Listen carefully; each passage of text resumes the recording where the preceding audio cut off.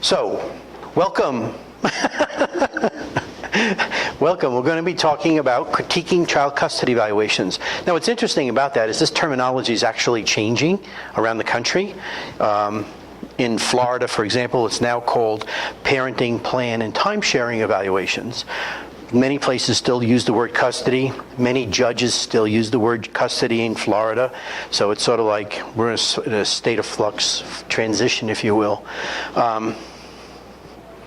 And if you're an attorney representing someone who has gone through an evaluation, then my tongue-in-cheek is sometimes somebody hired a hired gun, they misfire, and you've got to pick up the pieces. Your client, the report either comes in favor of your client or it comes in disfavor, and then you've got to figure out what to do. Even if you get a report that's favorable, the concern is going to be, will the report hold up under scrutiny? So that's where we're going to be going. Let's take a quick tour of your handout so you know what you have. So right after the title page is basically my agenda, and this is what I submitted to the Supreme Court in order to get approved. We're going to talk about well, we're going into our objectives now, but what do attorneys and judges want? There's actually been some literature, there's some research actually done on surveys of attorneys, of evaluators, of judges, to find out what it is that they want. What are they looking for? What are psychologists doing? Now, many of your PREs are probably going to be psychologists or mental health professionals who can do the assessment piece, the mental health question. So what are they actually doing? What are people actually doing in some of these evaluations? And what we find is there's a big difference between somebody who does clinical work, a mental health professional, and somebody who does forensic work. Now, the definition of forensic work, okay, is in mental health arena is basically where we have a mental health professional coming into the legal system and helping the legal system, primarily the courts and attorneys.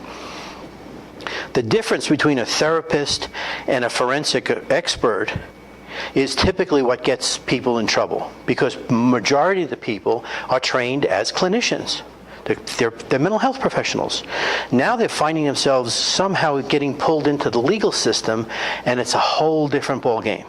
It also creates a very interesting dilemma, we'll talk about that, is basically now you're going to have two chains of command. You're going to have the legal command, okay, up through the judge and the legal system. You're going to have the mental health professional command, which is going to provide ethical guidelines, etc., that we have to adhere to. So balancing those two is going to be interesting. Common errors evaluators make, we're going to get into that.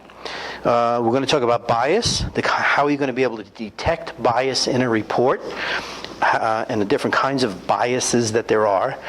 I am not an expert on Colorado law, but I did do some research, and these are some of the statutes that apply to this area. You're probably familiar with them. Good. We're also going to talk about professional guidelines.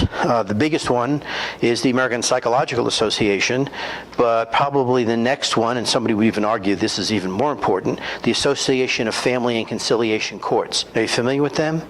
Good, because they have a model standards that we're going to look at. The American Association of Marriage and Family Therapists has a set of guidelines, as does the National Association of Social Workers. Why is that important? Well, if a PRE is going to be a social worker, a licensed clinical social worker, they have to adhere to those rules. If it's a marriage and family therapist, they have to adhere to those rules, as well as the legal system. So it can become a defensive argument on you as for an attorney. And then we're going to talk about some rules of evidence in terms of Daubert versus Fry. And it turns out Colorado's a Fry state.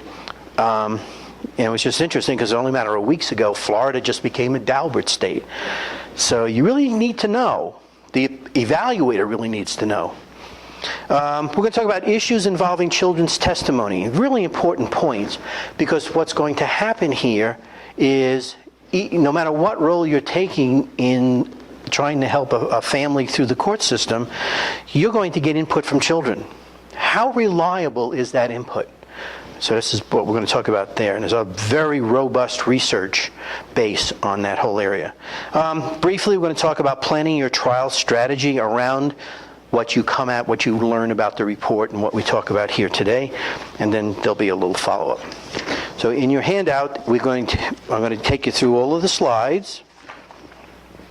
The next divider is going to be, it looks like they skipped the page, yep. Next divider, that divider should have been a little bit before the pink one. Find the next pink one, the other way. Keep going. Now, yeah, that one there. Now it should be about two pages.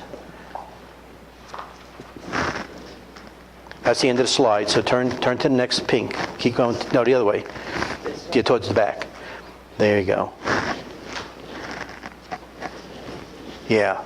Right. One more. See that? One more. Let me see where you are.